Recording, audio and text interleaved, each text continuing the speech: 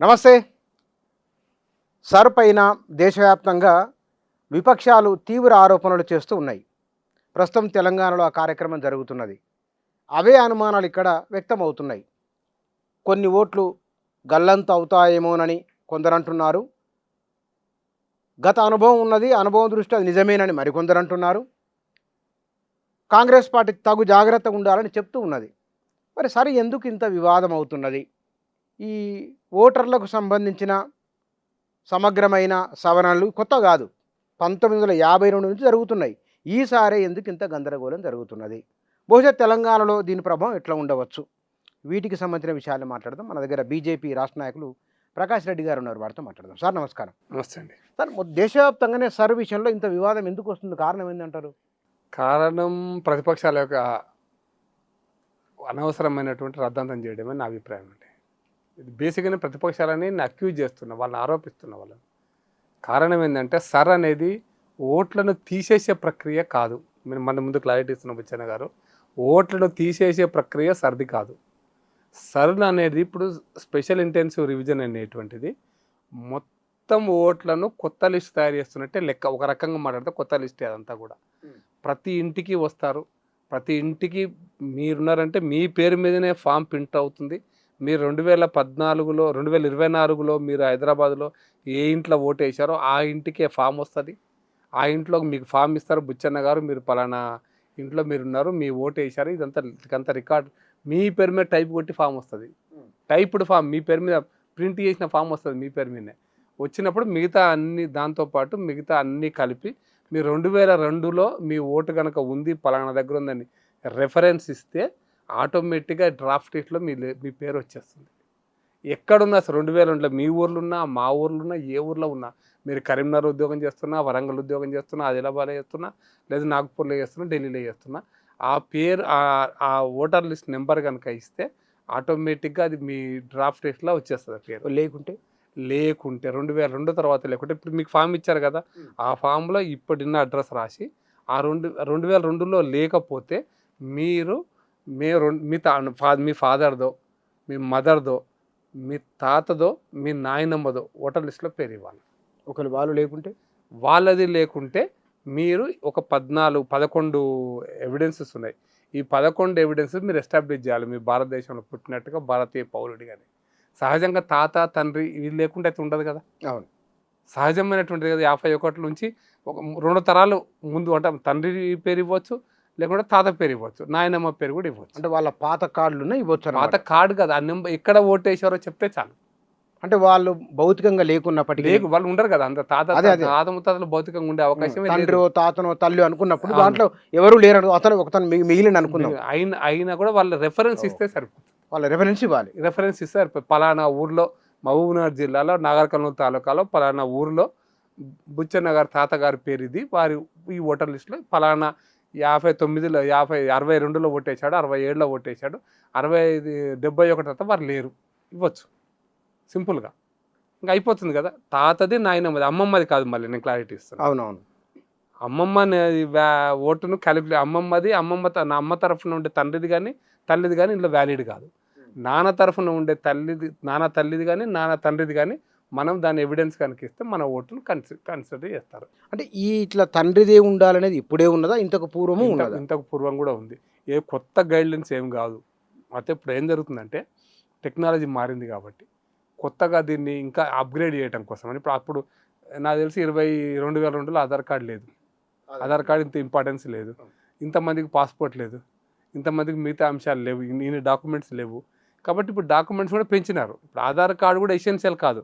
అది విచిత్రం. ఇప్పుడు ఎందుకంటే ఆధార్ కార్డు అడుగుతారు, దానివల్ల గుర్తింపు అని చెప్తారు. సుప్రీంకోర్టు యొక్క డెసిషన్ అది, సుప్రీంకోర్టు యొక్క డైరెక్షన్స్ అవి. కాబట్టి ఆధార్ కార్డు మీ ఓట్ ఎన్రోల్మెంట్కు ఆధారం కాదు. ఇది చాలా స్పష్టం.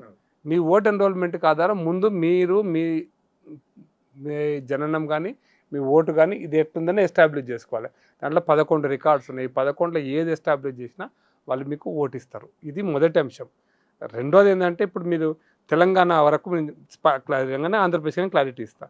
మన ఎన్నికలు తెలంగాణలో 2028 డిసెంబర్లో అవుతాయి సుమారుగా.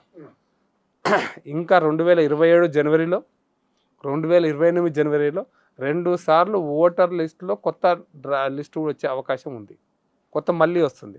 మీరు ఇప్పుడు ఆగస్టు తర్వాత నా ఓటు రాలేదు, నేనే ఉన్నా, నా ఓటు రాలేదు అనుకుంటే నేను తర్వాత 365 రోజులలో ఏ రోజైనా ఏ గంట అయినా నేను ఆన్లైన్లో అప్లై చేసుకోవచ్చు. మన తర్వాత కూడా అప్లై చేసుకోవచ్చు సార్. అంటే సరి చేయంగానే ఇప్పుడు స్పెషల్ ఇంటెన్సివ్ రివిజన్ అయిపోగానే ఇక ఓటు లేదు నాకు, లేకపోతే అది తీసేసారు ఓటు అనేది కాదు. ఓటు తీసేస్తలేదు దీంట్లో. నేను క్లారిటీ ఇస్తున్న బుచ్చయ్య గారు, ఇది ఓటు తీసేసే ప్రక్రియ కాదు. 2024 ఓటర్ లిస్ట్ అంటే 20 ఓట్లు వేసిన వాళ్ళను తీసుకొని అలా చనిపోయిన వాళ్ళు, లేని వాళ్ళు, వాళ్ళన్నీ పక్కన పెట్టేసి ఉన్న వాళ్ళ ఓట్లతో ఫామ్ తీసుకొని ఆ ఫామ్ను కొత్తగా అప్లోడ్ చేస్తారు. ఇదంతా కొత్త లిస్టు, ఒక రకంగా కొత్త లిస్టు. ఓటు ఉన్న వాళ్ళు కానీ, వేసిన వాళ్ళు కానీ, వేయని వాళ్ళు కానీ, ఏ ఓటు నేను పార్టిసిపేట్ చేయలేదు, నేను ఎక్కడో బయటికి పోయినా అన్న వాళ్ళు కూడా ఇప్పుడు ఓటర్ లిస్టులో కొత్తగా నమోదు చేసుకోవాల్సిందే. ప్రతి ఒక్కరు నమోదు చేసుకోవాల్సిందే. ప్రతి ఒక్కరు ఇంట్లో నమోదు చేసుకోకుంటే మీ ఓటు రాదు. ఇది క్లియర్. కాబట్టి నమోదు ప్రక్రియలో అందరూ భాగం పంచుకోవాలనేది మన ఆర్గ్యుమెంట్, మన చర్చ కూడా అదే, మనం ప్రజలను కోరుకుంది కూడా అదే. భారతీయ జనతా పార్టీ అధికారంలోకి వచ్చిన తర్వాత ఈ 12.5 సంవత్సరాల కాలంలో ఒక అనుభవం, ఒకటి మనం బలం పెంచుకోవడం, 2 అవతల వారిని బలహీనపరచడం. బీజేపీ అవతల వారిని బలహీన పని చేస్తున్నది చాలా సమర్థవంతంగా. వెస్ట్ బెంగాల్లో 90 లక్షల ఓట్లు ఎగిరిపోయినాయి, ఒక ఆరోపణ వచ్చింది. బీహార్లో 50 లక్షల ఓట్లు ఎగిరిపోయినాయి, ఒక ఆరోపణ వచ్చింది. ఈ 2 రాష్ట్రాల్లో బీజేపీ గెలిచింది. నిజంగా తమిళనాడులో కూడా 70 లక్షలు ఎగిరిపోయినాయి, బీజేపీ ఒకటే సీటు గెలిచింది. తమిళనాడు ఎగ్జాంపుల్ మనం చెప్పాం. రీజన్ ఏంటంటే ప్రతిపక్షాల యొక్క ఆరోపణ మాత్రమే ఇది. అయితే బీహారు, బెంగాల్లో ప్రత్యేకమైన పరిస్థితి ఏంటంటే, బీహార్లో ఉన్నటువంటి కిషన్గంజ్ కానీ, పూర్తి ఇంకో 2-3 జిల్లాలు ఉన్నాయి ముఖ్యమైన అవి బంగ్లాదేశ్కు దగ్గర అనుకుని ఉంటాయి, సరిహద్దు. కిషన్గంజ్ కాన్స్టిట్యున్సీలో ఒక 20 to 30% బంగ్లాదేశ్ పౌరులే ఉంటారంటారు అంచనా సుమారుగా. అట్లాగే బెంగాల్ ఆనుకొని ఉంటుంది కాబట్టి మీకు ఐడియా ఉంటుంది. మా షానవాజ్ హుస్సేన్ అక్కడ నుంచి ఎంపీ గెలిచాడు. అంతకుముందు ఒక క్రిమినల్ షాబుద్దీన్ అక్కడ నుంచి ఎంపీ, షాబుద్దీన్ ఓడగొట్టి బై ఎలక్షన్స్లో మళ్ళీ గెలిచాడు సార్. అటువంటి నియోజకవర్గం అది. అట్లాగే బెంగాల్లో కూడా సరిహద్దు ప్రాంతం అది ఎక్కడ కూచిబీహార్ నుంచి మొదలు పెడితే 24 పరగణాల వరకు West Bengal, Murshidabad, Malda, Siliguri, Coochbehar, 24 Pargana, south, north, ఇంకా చాలా ఉన్నాయి. ఈ సరిహద్దు జిల్లాలలో ఇన్ఫిల్ట్రేషన్ ఉంది. ఈ ఇన్ఫిల్ట్రేషన్ వల్ల తోటి బంగ్లాదేశీ పౌరులు అక్రమంగా వచ్చిండ్రా, సక్రమంగా వచ్చిండ్రు. రావడానికి అనేక కారణాలు ఉన్నాయి. ఒక కారణం అదే వాళ్ళ బంగ్లాదేశ్ వాళ్ళు తప్పని నేను అంటలేదు, చాలా కారణాలు ఉన్నాయి. భారతదేశంలో ఉన్నటువంటి ప్రజల యొక్క కారణాలు కూడా ఉన్నాయి. వాళ్ళు ఏదో చాలా అద్భుతంగా వాళ్ళే తప్పగా వస్తున్నారు అనేది ఏం లేదు. దీంట్లో కారణాలు నేను ఎక్స్ప్లెయిన్ చేయమంటే చాలా మంచిగా ఎక్స్ప్లెయిన్ చేయగలుగుతా. కాబట్టి ఈ సిస్టంలో ఏమవుతుందంటే, వచ్చిన వాళ్ళను వాళ్ళు ఓటు హక్కును వినియోగించుకోవడానికి వారి తల్లిదండ్రుల పేరు చెప్పాలా, ఏ ఊరో పేరు చెప్పాలా, చెప్పడానికి వాళ్ళ దగ్గర డాక్యుమెంట్స్ లేవు. వాళ్ళ దగ్గర. ఇప్పుడు మీరు ఎక్కడ, మీ తండ్రి ఎక్కడ అంటే చెప్పగలగాలి. ఈ డాక్యుమెంట్స్ వాళ్ళ దగ్గర లేవు కాబట్టి వాళ్ళకు అవకాశం రాలేదు. అందుకోసమనే వెస్ట్ బెంగాల్లో చాలా క్లారిటీ ఇస్తున్నా, 60 లక్షల మంది ఓటు అసలు నాకు కావాలని అప్లై చేసుకోలే. 60 లక్షల మంది అసలు అప్లై చేసుకోలేదు. మీకెట తెలుసు ఆ విషయం? అది రికార్డే కదా, ఎన్ని అప్లికేషన్ వచ్చినాయో రికార్డు కదా. వచ్చిన వాటిలలో 60 లక్షల ఓటర్స్ను డిస్ప్యూట్లో పెట్టినారు. మళ్ళీ నేను క్లారిటీ ఇస్తున్నా. మొత్తం ఓట్లు 7 లక్షల పైచిలకు ఉన్నాయి. అలా 60 లక్షల మంది కొత్త ఫామ్సే నింపివ్వలే. అది ఎలక్షన్ కమిషన్ రిపోర్ట్ అది. దాని తర్వాత 60 లక్షల మంది ఇచ్చిన వాళ్ళలో డిస్ప్యూటెడ్ ఒక 60 లక్షల మంది వెళ్ళాయి. అంటే వాళ్ళు ఇచ్చిన డాక్యుమెంట్ తప్పు ఉంది, వాళ్ళ ఫాదర్ నేమ్ తప్పు ఉందో, లేకపోతే ఇంకోటి తప్పు ఉందో 1.25 లక్షలు ఉన్నాయి. వాటి విషయంలో తృణమూల్ కాంగ్రెస్ పార్టీ సుప్రీంకోర్టుకు పోయింది. సుప్రీంకోర్టు చాలా క్లియర్ డైరెక్షన్ ఇచ్చిందంటే, మొత్తం వెస్ట్ బెంగాల్ ఉన్న మున్సిఫ్ కోర్టు దగ్గర నుంచి హైకోర్టు దాకా మొత్తం న్యాయ వ్యవస్థ 2 నెలల పాటు వీళ్ళను చెక్ చేసి, వీళ్ళకు చట్టబద్ధంగా వీళ్ళకు ఓటు ఉంటే, వీళ్ళని చట్టబద్ధంగా వాళ్ళ భారతీయ పౌరత వాళ్ళకు ఓటు ఇచ్చే ప్రక్రియలో మీరు సహాయం చేయండి అని చెప్పి మొత్తం జ్యుడిషియరీ సిస్టమ్, మొత్తం న్యాయ వ్యవస్థను మొత్తం దీనికి అప్పచెప్పింది. ఇంకొక కేసు, ఏ సివిల్ కేసు, ఏ క్రిమినల్ కేసు హియరింగే జరగలే. అట్లా ఒక 30 లక్షల ఓట్లు మళ్ళీ వచ్చేసినాయి. ఇంకా 30 లక్షల ఓట్లు వాళ్ళు ప్రూవ్ చేసుకోలేకపోయినారు, రాలేదు. Simple as. అంటే ఒకవేళ గనక మమతా బెనర్జీ సుప్రీంకోర్టుకు వెళ్ళి ఆ విషయాన్ని మాట్లాడకుంటే 30 లక్షల ఓట్లు ఎగిరిపోయేవి. ఎగిరిపోయి కాదు, వాళ్ళు ప్రూవ్ చేసుకోవాలి. సమయం పడుతుంది కాబట్టి కోర్టునే ప్రూవ్ చేయమన్నారు. ఇప్పుడు సహజంగా ఏంటంటే బుచ్చన్న గారు, ప్రతి బూత్లో ఒక బూత్ లెవెల్ ఆఫీసర్ను రాష్ట్ర ప్రభుత్వ ఉద్యోగి ఉంటాడు, కేంద్ర ప్రభుత్వ ఉద్యోగి బిఎల్ఓ ఉంటాడు, బిఎల్ఏలు పార్టీలు అపాయింట్ చేసుకుంటాయి. ప్రతి అసెంబ్లీకి బిఎల్ఏ 1 అని అపాయింట్ చేసుకోవచ్చు. ఎలక్షన్ కమిషన్ దగ్గర నమోదు చేసుకుంటారు బిఎల్ఏ 1. ఈ బిఎల్ఏ 1 ద్వారా బిఎల్ఏ 2 అంటాం. అంటే ప్రతి బూత్కి ఒకరిని, అసెంబ్లీకి ఒకరు బిఎల్ఏ 1, బూత్కి ఒకరు బిఎల్ఏ 2. ఈ బిఎల్ఏ 2ల లిస్ట్ కూడా ఎలక్షన్ కమిషన్ దగ్గర ఉంటుంది. ఈ అన్ని రాజకీయ పార్టీలు అపాయింట్ చేసుకోవచ్చు. 3 రాజకీయ పార్టీలు ఉన్నాయనుకుందాం, 3 అక్కడ బెంగాల్లో 2 రాజకీయ పార్టీలు ఉన్నాయనుకుందాం, తృణమూల్ కాంగ్రెస్, బీజేపీ. వీళ్ళిద్దరి యొక్క booth level agents booth level officer ద్వారా మీరు ఆ ఓటును చట్టబద్ధమైన ఓటా కాదా సర్టిఫికేషన్ చేసుకోవడానికి మీకు అవకాశం ఉంది. సర్టిఫికేషన్ అంటే నిరూపించుకోవడానికి. మీరు బిఎల్ఓ అనే అతను మీ పోలింగ్ స్టేషన్, మీరు ఉంటున్న ఇంటి దగ్గర ఉన్న పోలింగ్ స్టేషన్లో అందుబాటులో ఉన్నాడు 4 రోజుల పాటు. మీరు అక్కడ పోయి ఫామ్ నింపి ఇవ్వచ్చు, ఫోటో పెట్టి ఇవ్వాలా. ఇది జరగాలి ప్రక్రియ. కాబట్టి ఈ ప్రక్రియను మీరు చేసుకోవడానికి, వేగవంతం చేయడానికే న్యాయ వ్యవస్థను అడిగిండ్రు. అది ఆటోమేటిక్గా అవుతుండే, కాకుండా ఉండదు. ఇది స్పీడప్ చేయండి, ఎన్నికల దగ్గరకు వచ్చినాయి కాబట్టి ఆ స్పీడప్లో ఈ పని చేశారు.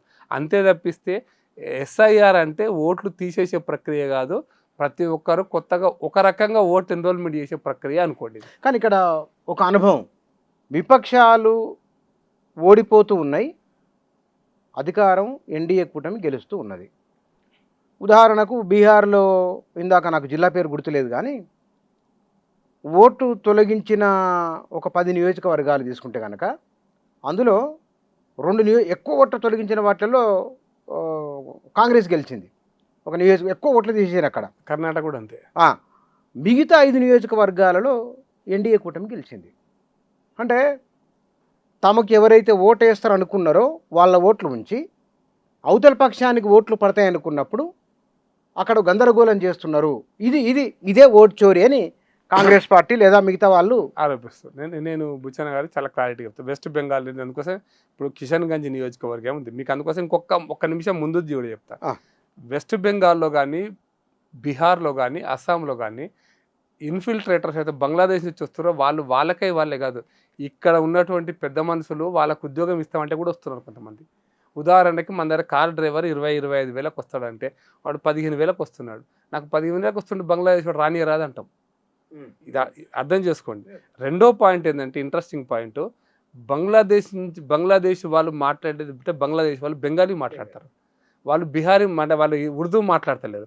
కాబట్టి ఇక్కడ మెర్జీ కావడం ఈజీ. ఇంకా ఒక అడుగు ముందుకేసి ఇంకొక పాయింట్ చెప్తానంటే, తెలంగాణ జిల్లాలలో, ఒక హైదరాబాదే కాదు, తెలంగాణ జిల్లాలలో పోల్ట్రీ డైరీ ఫార్మ్స్లో పనిచేసేవాళ్ళు బంగ్లాదేశ్కి వచ్చారని చెప్తున్నాం కదా మనం. ఇప్పుడు అనుకుంటున్నాం కదా బీహార్కి వెళ్ళి బెంగాల్కి వెళ్ళి వచ్చిన వాళ్ళు బెంగాలీ మాట్లాడతారు, కానీ most of them are Bangladeshis. మన తెలంగాణలో కూడా ఉన్నారు. మనకు బెనర్జీ అని పెట్టుకుంటారు, చటర్జీ అని పెట్టుకుంటారు, ఇంకో పేరు పెట్టుకుని తెలంగాణలో బెంగాలీ పేర్లు పెట్టుకుని బెంగాలీ మాట్లాడతారు. మనం ఏమనుకుంటాం, బెంగాలీ మాట్లాడుతున్నారు.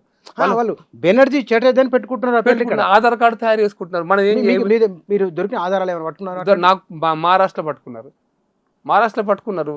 నేను బెనర్జీ అంటే నువ్వు ఒరిజినల్ పేరు తీస్తే వాడు బెనర్జీ కాదు, సమ్ యూసఫ్ అక్కడి నుంచి వచ్చినాడు. ఆధార్ కార్డు వస్తుంది. ఎట్లా వస్తుంది అంటే ఆధార్ కార్డు వస్తుంది, అది ఇష్యూ కాదు. ఇదేమంటే ఇది ఇట్లా వస్తున్నారు కదా. నేను ధూబ్రీ డిస్ట్రిక్ట్ అని అస్సాంలో ఒక జిల్లా ఉంది. ధూబ్రీ జిల్లా వాస్తవానికి అస్సాంలో స్టేట్లో ఉంటుంది, కానీ ధూబ్రీ జిల్లాలో అత్యధిక మంది బెంగాలీ మాట్లాడతారు. అప్పుడు కూడా ఈ ఇన్ఫిల్ట్రేటర్స్ రానప్పుడు కూడా బెంగాలీ మాట్లాడతారు. వాళ్ళందరూ బెంగాలీ వాళ్ళని తెచ్చుకున్నారు. ఇప్పుడు ఒకప్పుడు అది 80% హిందూ జిల్లా, అది అంటే ఫస్ట్ జిల్లా అది అస్సాంలోకి ఎంటర్ అవుతున్నప్పుడు, కూచ్బీహార్ తర్వాత. ఇప్పుడు 80% 70% ముస్లిం జిల్లా అది. ఇప్పుడు అది ఎట్లా జిల్లానే వస్తూనే ఉన్నారు అక్కడ నుంచి. కారణం ఏంటంటే ఇక్కడ పనిచేయడానికి వరిచేను కూలీలుగా పనిచేయడానికి వస్తున్నారు, ఇంట్లో పనిచేయడానికి ఇప్పటికీ వస్తున్నారు. ఆడ ఫెన్సింగ్ లేదు కదా ఇంకా. అంటే ఇక్కడ భారత ప్రభుత్వము ఈ 12.5 సంవత్సరాల కాలంలో మొదటి నుంచి మాట్లాడుతున్నాం, రోహింగ్యాలు ఇక్కడ వేలాది మంది ఉన్నారు, ఇతర దేశాలకు వెళ్ళి బార్డర్ దాటి వస్తున్నారు. మరి ఎందుకు ప్రభుత్వం దృష్టి పెట్టలేకపోయింది అక్కడ? మీకు 2 విషయాలు చెప్తాను. ఒకటేమంటే మీకు 1970 కంటే ముందు వచ్చినటువంటి వాళ్ళు ముజిబుర్ రెహమాన్ బంగ్లాదేశ్ ఏర్పాటు కంటే ముందు వచ్చినటువంటి జాతిపిత అక్కడ వాళ్ళు కూడా జాతిపిత ఆయన. అక్కడ జాతిపిత అనుకుంటారు. అంతకంటే ముందు వచ్చినటువంటి వాళ్ళు లక్షలాది మంది బంగ్లాదేశీ పౌరు ఇక్కడికి వచ్చినందుకే మనం యుద్ధం చేసినాం కరెక్ట్ చెప్పాలంటే. ఉమ్, యుద్ధానికి అది ఒక కారణం. ఉమ్, ముజిబుర్ రెహమాన్ నాయకత్వంలో అక్కడ పోరాటం జరుగుతుంటే ఆ పోరాటాన్ని అణిచివేస్తున్న ప్రభుత్వానికి ఇక భరించలేక భారతదేశానికి పారిపోయి వచ్చిన కాంతిశీకులు అన్నాం మనం కరెక్ట్ చెప్పాలంటే. వాళ్ళు రిఫ్యూజీస్ వాళ్ళంతా పోవాలి వాస్తవానికి బంగ్లాదేశ్ ఏర్పడ్డాక పోలే. కారణాలు ఎన్నైనా ఉండి ఉండొచ్చు. అప్పుడు కాంగ్రెస్ ప్రభుత్వం కూడా పెద్ద దాన్ని సీరియస్గా పట్టించుకోవాలి. ఆ తర్వాత అటల్ బిహారీ వాజ్పేయి గారు వచ్చిన తర్వాత భారత్ బంగ్లాదేశ్ బార్డరు భారత్ పాకిస్తాన్ బార్డర్లో సీరియస్గా ఫెన్సింగ్ చేయాలనే ప్రయత్నం జరిగింది. ఆ ఫెన్సింగ్లో బెంగాల్లో చాలా ప్రాంతాలు ఫెన్సింగ్ అని అయితే అక్కడున్న కమ్యూనిస్టు ప్రభుత్వం కానీ ఇప్పుడున్న ప్రభుత్వం కానీ ఫెన్సింగ్కు సహకరించాలి. ఫెన్సింగ్ వేయకపోతే సెన్సిటివిటీ ఉంటుంది బిచ్చన్న గారు. నేను బార్డర్ చూసి వచ్చిన వాడికి చెప్తున్నా ఏంటంటే మన ఊళ్ళలో వరిమడి ఉంటుంది కదా, అవును, వరిమడే మన గెట్టు భారత్ బంగ్లాదేశ్కు. నమ్ముతారా మీరు? వరి మడి ఉంటుంది కదా, అది కూడా మరి వరం తీసిన అంటారు చూసినా, మనం పొరం చేస్తాం. వరం తీసిన మడి ఎంత చిన్నగా ఉంటుంది, వరం పెద్దగా ఉండే మడి కాదు, ఇంకా చిన్నగా ఒక మనిషి నడిచిపోవచ్చు, మన మనిషి నడవడానికి పెట్టుకున్నది. అంతే. అది భారత్ బంగ్లాదేశ్ బార్డర్.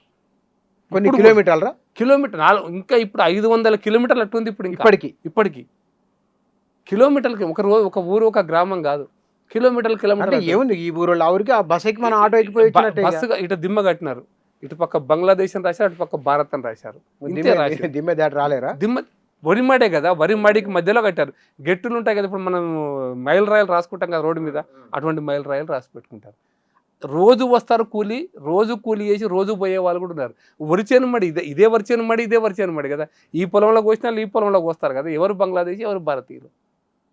ఈ సెన్సిటివిటీ గత 70 సంవత్సరాల నుంచి కూడా ఉంది. ఇది సెన్సిటివిటీ అయితే అప్పుడు వచ్చిన వాళ్ళు వచ్చినారు. అయితే ఇప్పుడు కూడా ఏంటంటే మీకు ఆలోచించాల్సిందంటే బీఎస్ఎఫ్ ఉన్న ప్రతి ఒక్కరు బీజేపీ కార్యకర్తలు కాదు. 100% వాళ్ళు మీరు దేశభక్తుల్లో ఇంకోటని ఎన్షూర్ చేయడానికి లేదు. 99% మంచి వాళ్ళు ఉంటారు, 99%. ఎక్కడో ఒకడు దొరకను వానికి 1000 రూపాయలు ముఠా మేస్త్రి లాగా ఇచ్చేసి 50 మంది 100 మంది లోపలికి పంపించారు అనుకోండి, మీరు ఐడెంటిఫై చేయడానికి ఉండదు. ఇది ఒక సెన్సిటివ్ సమస్య.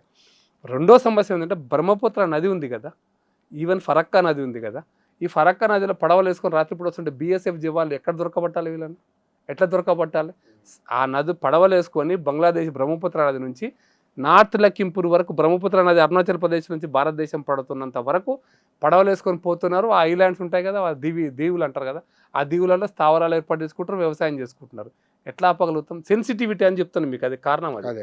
అందుకోసం భారత్ బంగ్లాదేశ్ బోర్డర్లో బీఎస్ఎఫ్ ఫోర్స్ ఎంత పెట్టినా కూడా పూర్తి స్థాయిలో ఫెన్సింగ్ చేయాల్సిందే. ఇంకా 500 కిలోమీటర్లు ఫెన్సింగ్ జరగలే, అందులో 385 కిలోమీటర్ల ఇంకా భూసేకరణ జరగలే. ఫెన్సింగ్ భూమి రాష్ట్ర ప్రభుత్వ అధీనంలో ఉంటుంది రాజ్యాంగం ప్రకారం. కాబట్టి మమతా బెనర్జీ భూమి ఇంకా ఇవ్వడానికి సందిగ్ధంగా ఇప్పుడు బీజేపీ తీసుకుంటుంది. అయిపోతుంది. ఇప్పుడు అయిపోతుంది. వచ్చిన వాళ్ళ సంగతి ఏంది? వచ్చిన వాళ్ళ విషయంలో కూడా హైదరాబాద్, మీరు అంటున్నారు హైదరాబాద్కి వచ్చినారు, మీరు ఐడెంటిఫై చేయొచ్చు కదా అంటున్నారు, చాలా క్లారిటీగా చెప్పారు. కానీ ప్రాబ్లం ఎక్కడ రాష్ట్ర ప్రభుత్వం సహకరించాలి, మొదటి అంశం. రెండో అంశం ఏంటంటే వీళ్ళు ఉర్దూ మాట్లాడతారా, బెంగాలీ మాట్లాడతారా? మీకు చిన్న లేటెస్ట్ మీకు ఒక ఉదాహరణ చెప్తాను. మీకు మళ్ళీ ఎస్ఐఆర్కి వచ్చి చెప్తాను నేను. ఇక్కడ మన రంగారెడ్డి జిల్లా మహేశ్వరం కాన్స్టిట్యున్సీ జల్పల్లి, మామిడిపల్లి, లేకపోతే బార్కాస్, ఆ ఏరియాస్ ఉన్నాయి. అవన్నీ కూడా ఆ ఏరియాస్లో ఒక బిఎల్ ఒక ఆయన దగ్గరికి పోయిండు. పోతే నాకు 40 మంది పిల్లలు అన్నాడు. 40 మంది పిల్లలు అన్నాడు. ఆయన పుట్టిన పిల్లలు ఎట్లా వచ్చి 40 మంది అంటే 4 భార్యలు అన్నాడు, ఒక్కొక్కరికి 10 మంది అన్నాడు. ఏం చేయాలి ఇప్పుడు దానికి? బట్ వాస్తవానికి ఆయనకు పుట్లే వాళ్ళు. నిజమైందంటే ఆయనకు ఒకటే భార్య ఉంది, 5-10 మంది పిల్లలు ఉన్నారు. ఆ 40 మంది 5 మంది 10 మంది పిల్లలు ఉన్నారు. 5-10 ఎంతో ఉంటుంటారు తక్కువ. 40 మంది ఎవరు అంటే వాళ్ళు. ఇప్పుడు వచ్చింది ఎక్కడ పేపర్లు ఎక్కడ? నిన్ననే కదా స్టార్ట్ అయింది ప్రాసెస్ స్టార్ట్ అయింది. ఒకవేళ మీరు అన్నది నిజమైతే పేపర్లో రావాలి కదా. తీసుకోవాలి, బిఏలో తీసుకుంటున్నాడు, ఇంకా అయిపోతుంది కదా. 3-4 రోజులు బయటపడుతుంది కదా, మీకు ఒక వారం రోజులు బయటపడుతుంది. ఎందుకు చెప్తున్నా అంటే ఇది ఆ ఏరియా ఉంది కదా, ఆ ఏరియాలో మాకు బిఏలే లేడు, బిఏలే 2. ఆ బస్తీని గుర్తుపట్టే పర్సన్ మా పార్టీలో లేడు, ఏ పార్టీలో కూడా లేడు, ఆ పార్టీ ఎంఐఎం పార్టీలోనే ఉంటాడు ఆయన. ఇంక ఎంఐఎం పార్టీ తప్ప ఇంకో పార్టీ లేదు ఆడ. ఏం చేయాలి ఇప్పుడు దానికాడ? బిఏలో బూత్ లెవెల్ ఆఫీసర్ పోయినాడు, రాసుకున్నాడు, వస్తాడు, ఏం చేయాలి ఇప్పుడు? అది number 1. Number 2, booth level officers ఈరోజు కిషన్ రెడ్డి గారితో కూడా డిస్కస్ చేసిన విషయం, బూత్ లెవెల్ ఆఫీసర్స్ బీజేపీ కార్యకర్తలు కాదు, తెలంగాణ రాష్ట్ర ప్రభుత్వ అధీనంలో పనిచేస్తున్నటువంటి ఉద్యోగస్తులు. వాళ్ళు హైదరాబాదులో BLOలు అంటే హైదరాబాద్ GHMCలో పనిచేసే వాళ్ళు. GHMCలో పనిచేసే వాళ్ళంటే ఎవరి ఒత్తిడితో అక్కడ ఉద్యోగస్తులు అయినరో మీకు తెలుసు, నాకు తెలుసు. హైదరాబాద్ నగరంలో మరి వాళ్ళందరూ MIM పార్టీ కార్యకర్తలు అయినరు అనుకోండి BLOలు, ఇప్పుడు ఏం చేయాలి నేను దానికి? అవును, మీరు పోలీసు సెక్యూరిటీ ఇవ్వండి వాళ్ళకు, నిజానిజత్య BLOని MIM కార్యకర్త అనుకోండి, ఏం చేస్తారు ఇప్పుడు? నేను ఏం సెక్యూరిటీ ఇస్తే? సెక్యూరిటీ ఇచ్చి ఏం చేయాలి నేను ఒక మాట చెప్తా. అంటే మీకు అర్థమైంది, సెన్సిటివిటీ అర్థం చేసుకుంటే ఈ సమస్యను ఎట్లా అధిగమించాలని ఆలోచించాలి తప్ప వేరే మార్గం. ఒక పాయింట్కి వస్తాను నేను. సువేందు వెస్ట్ బెంగాల్లో ముఖ్యమంత్రిగా ప్రమాణ స్వీకారం చేసిన వెంటనే కొన్ని వీడియోలు సర్క్యులేట్ అయినాయి. ఆ వీడియోలో కొన్ని వందల మంది వెళ్ళిపోతున్నారు. అక్కడ ఎక్కడ వెళ్తున్నారంటే బీజేపీ గవర్నమెంట్ అయితే ఆ భయానికి వీళ్ళంతా బంగ్లాదేశ్ వెళ్ళిపోతున్నారని. దాన్ని ఫ్యాక్ట్ చెక్ చేసి తేలింది ఏమిటంటే ఎక్కడ ఉత్సవం జరుగుతున్న ఆ ఉత్సవానికి వెళ్తున్నా ఫ్యాక్ట్ చెక్లో తేలింది. అది నిజము ఏముంటుందో ఆ నిజం రావడానికంటే ముందు ఎక్కువ ఫేక్ న్యూస్ ప్రచారం అవుతున్నది. ఇప్పుడు మీరు చెప్తున్న దాన్ని ఇది నిజము అని ఒక ఉదాహరణ ఒక నిలబడాలి కదా ఆర్గ్యుమెంట్కు, ఎట్లా మనం దాన్ని బిలీవ్ చేయాలంటారు? మీరు చెప్పింది కదా, సోషల్ మీడియాలో ఈరోజు వస్తున్నటువంటి వార్తలలో నిజాలు తక్కువ, వాస్తవాలు తక్కువ, అబద్ధాలు ఎక్కువ వస్తున్నాయి ఈరోజు. వాస్తవం అది. అంటే క్రెడిబిలిటీ లేనటువంటి న్యూస్ కూడా, అంటే ఆ న్యూస్ ఛానల్స్ నుంచి తప్పిస్తే న్యూస్ కరెక్ట్ కాదు. ఎవరో పెడుతుంటారు, ఫోటోలు తీసి పెడుతుంటారు, చాలా ఫేక్ వార్తలు కూడా వస్తున్నాయి. అయితే భారత్ బంగ్లాదేశ్ మధ్యలో లక్షలు లేరు, కోట్లున్నారు పిచ్చన్న గారు. భారతదేశంలో మనకున్న అంచనా ప్రకారం 4-5 కోట్ల 3-4 కోట్ల మంది బంగ్లాదేశీ పౌరులు భారతదేశంలో ఉన్నారు. 4 కోట్ల మంది, 4 కోట్ల మంది, లక్షల మంది, అంటే ఒక రాష్ట్రమే ఉన్నట్టు. డెమోగ్రఫీ చేంజ్ అందుకోసం జరిగినట్టు. కేరళలో ఉన్నారు, జమ్మూ కాశ్మీర్లో ఉన్నారు. ఇవాళ ఒక దగ్గరికి వచ్చినా దేశం అంతా జరుగుతారు. హైదరాబాద్లో మన దగ్గర నాట్లేనికి వస్తున్నారు, వాళ్ళేనా వాళ్ళంతా? మరి బెంగాలీ అంటే నా వాళ్ళు, ఇప్పుడు నాట్లేనికి వచ్చిన కూడా వాళ్ళే, డైరీ ఫామ్లో పనిచేస్తుంది వాళ్ళే, బెంగాలీ మాట్లాడుతుంటే వాళ్ళే. ఇప్పుడు అర్థం చేసుకోవాలి, మన బెంగాలీ వాళ్ళ కాడ లేక కాదు, ఇది ఒక సమస్య. మీరు అన్నారు విషయంలో ఈ ఫేక్ వార్తలు వస్తున్నాయి అనేది, ఫేక్ వార్తల విషయంలో నేను చాలా క్లారిటీగా ఇవన్నీ కూడా బయటకు మేము మా అప్రమత్త BLO-1 మేము అపాయింట్ 2ని అపాయింట్ చేయలేకపోయినాం ఆ బూత్లలో, కానీ మా కాన్ఫరెన్స్కి BLA-1 ఉన్నాడు. BLA-1 ద్వారా ఇటువంటివి ఇంకా చెక్ చేసే ప్రయత్నం మేము చేస్తాం, చాలా మినిమైజ్ చేసే ప్రయత్నం చేస్తాం. ఇంకా ఇంత చేసినా కూడా వస్తారా అంటే వస్తుండొచ్చు కొంతమంది. మన చేతులకి మనం చేసే ప్రయత్నం అంతా మనం గట్టిగా చేస్తాం.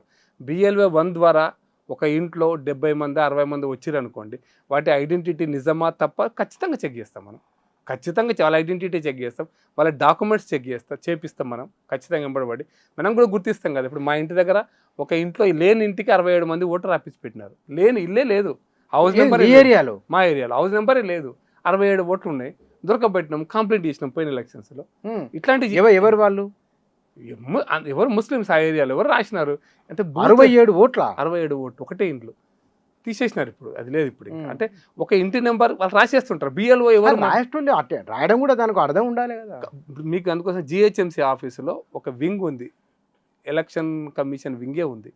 GHMC commissioner incharge for that, దానికి మొత్తానికి దాని కింద పనిచేసేటువంటి వ్యక్తులు. అందుకోసం మీకు చాలా క్లారిటీగా ఒక పాయింట్ చెప్పాను, ఇంకా కొంచెం అడుగు ముందుకే చెప్తా. GHMCలో పనిచేస్తున్నటువంటి ఉద్యోగస్తులు MIM ఒత్తిడితోటి పెట్టుకున్నటువంటి వాళ్ళు అత్యధిక మంది ఉన్నారు. వీళ్ళంతా కాంట్రాక్ట్ ఎంప్లాయీస్, ఎలక్షన్ కమిషన్ దాంట్లో పనిచేసే వాళ్ళు.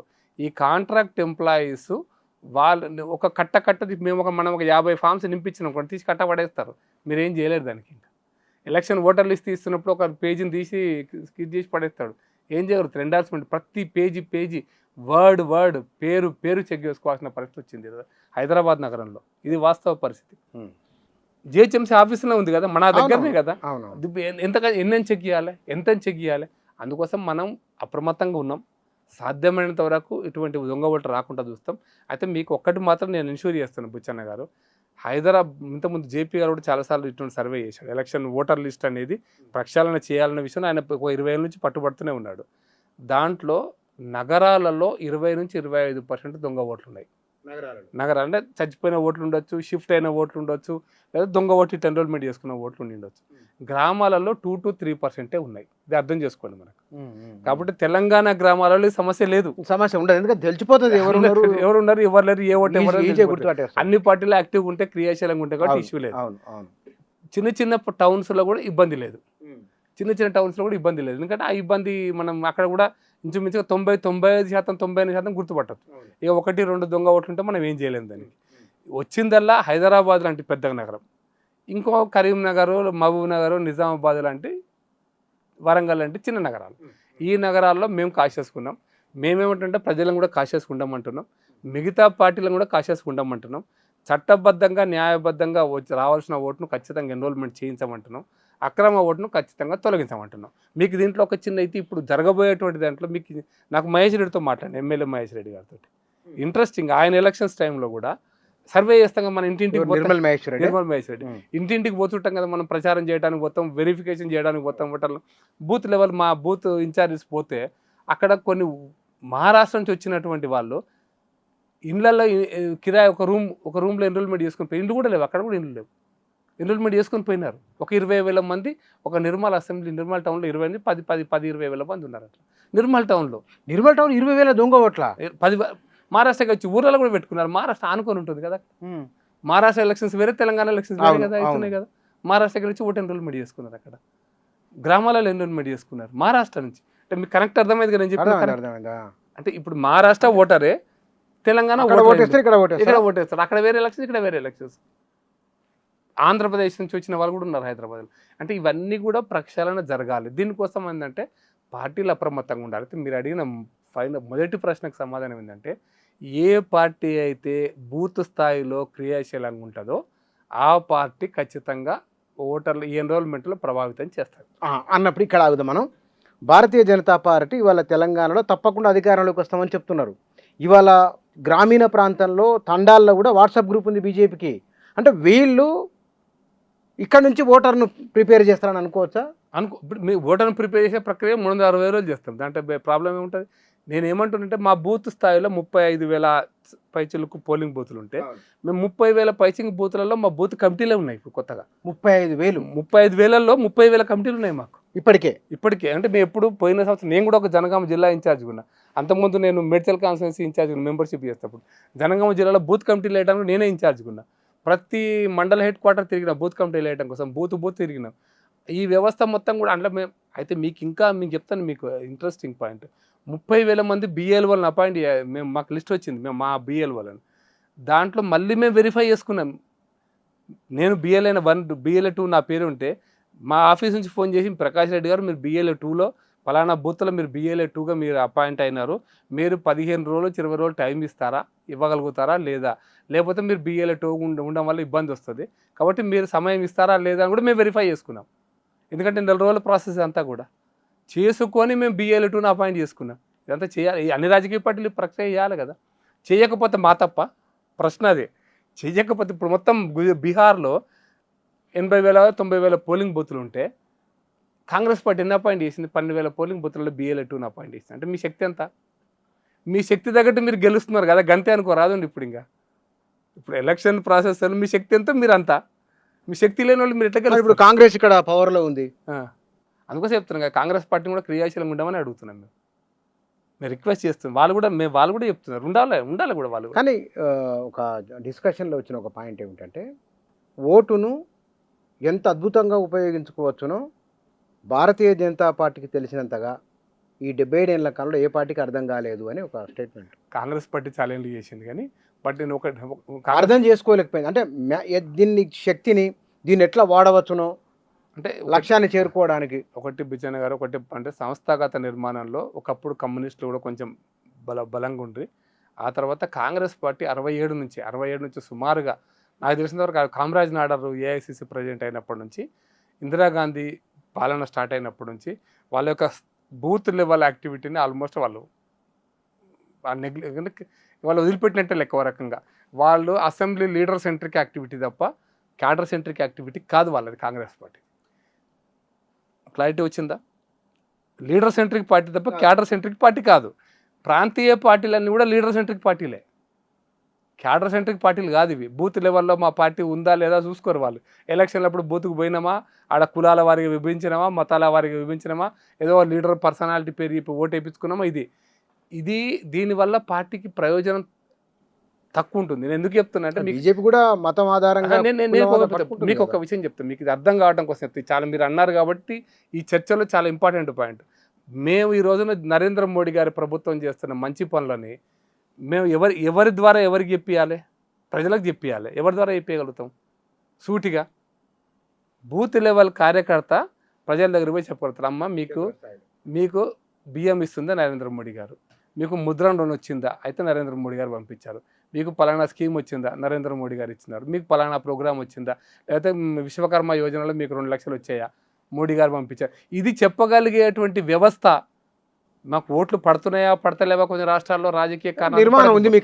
ఈ నిర్మాణంలో ప్రజలకు చెప్పగలిగే వ్యవస్థ మాకే ఉంది ఈరోజు. కానీ ఒక మాట నేను సార్ నుంచి కొంచెం ఒక అడుగు పక్కకేసి అడుగుతాను. నేను భారతీయ జనతా పార్టీలో ఆర్ఎస్ఎస్ ఆలోచన పరులలో వ్యక్తి పూజ ఉండదు. వ్యక్తి ముఖ్యం కాదు, వ్యవస్థ దేశ నిర్మాణం ముఖ్యం. వ్యక్తి ముఖ్యం కాదనుకున్నప్పుడు వాళ్ళ వ్యక్తి కేంద్రంగానే బీజేపీ రాజకీయం నడుస్తున్నది కదా. ఎవరి కేంద్రంగా? నరేంద్ర మోదీ. ఎక్సెప్ట్ నరేంద్ర మోడీ. వ్యక్తి మనం అక్కడికి వ్యవస్థ వ్యక్తులు కాదు, వ్యవస్థ ఆర్ఎస్ఎస్ మూల సిద్ధాంతం. నేను అక్కడికే వస్తున్నా. నరేంద్ర మోడీ దేశంలో ఒక పర్సనాలిటీని ఇప్పుడు మీరు బుచ్చన్న గారు మీరే అడుగుతారు. ఇప్పుడు మేము చాలా జర్నలిస్టులను చాలామంది ఈ చర్చలో ఇటువంటి చర్చ చూసిన. తెలంగాణలో బీజేపీ అంటే పార్టీ మంచిదే, సిద్ధాంతం మంచిదే, కానీ లీడర్ ఎవరు అంటారు. అంతే తప్ప ఇంకెవరు అన్నారు, అంతే కదా. అయితే ఈ మా పార్టీ ఎవరు వచ్చేసరికి నరేంద్ర మోడీ సమయం కొంతకాలం, ఆ తర్వాత లీడర్ ఎవరు అంటే మా దాంట్లో 4 ఉన్నారు, ఇంకో 4 వెళ్తారు. యోగి వెళ్తాడు, అమిత్ షా వెళ్తాడు, ఇంకా చిన్న అయితే నితిన్ నబీన్ వస్తాడు, ఇంకా చిన్న కార్యకర్తలు ఇప్పుడు యంగ్ మినిస్టర్ కూడా వస్తారు, అందులోకి వచ్చేస్తారు. సపోజ్ టీఆర్ఎస్ని అడిగిన తర్వాత మీరు అడగండి, మీరు కేసీఆర్ తర్వాత ఎవరు అంటే ఎవరు చెప్తారు పేరు స్ట్రైట్గా? ఎవరి పేరు చెప్తారు? అంతే కదా. కానీ ఆర్ఎస్ఎస్ అనేది వ్యవస్థ. నేను అందుకోసం చెప్తాను. ఇప్పుడు ఇష్యూ ఎక్కడ వస్తుంది అంటే నరేంద్ర మోడీ గారి చెహరా అంటే ఆయన నాయకత్వాన్ని ఇప్పుడు ఉంది కదప్ప, మా ప్రజెంట్ మారిండా లేడా? ఇప్పుడు మా ప్రజెంట్ మారింది కదా. ఎవరు మారినా సరే కానీ ఒక శక్తివంతమైన నాయకుడుగా ఇవాళ ఎమర్జ్ అయింది నరేంద్ర మోదీ.